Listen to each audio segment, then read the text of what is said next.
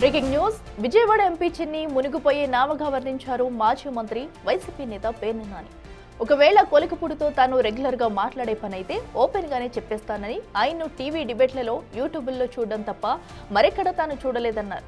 కలవలేదని కూడా అన్నారు పేర్ని నాని. గొడుగుపేట ఆలయ భూముల్లో వేలు పెట్టడం వల్లే చిన్ని పరిస్థితి ఇలా తయారైందని హాట్ కామెంట్స్ చేశారు పేర్ని నాని.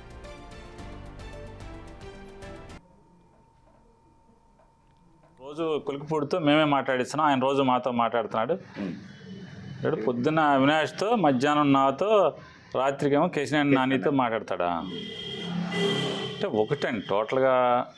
సరే, కొలికిపూడి శ్రీనివాసరావు రోజు నాతో మధ్యాహ్నం పూట మాట్లాడతాడా, రాత్రి మాట్లాడతాడా, పొద్దున మాట్లాడతాడా నేను పక్కన పెడితే, అసలు కొలికిపూడి శ్రీనివాసరావు అని ఆయన ఇంతవరకు నేను టీవీలో తప్పితే లేదా ఫోన్లో యూట్యూబ్లో తప్పితే ఆయన ఎప్పుడు నేను చూడలేదు.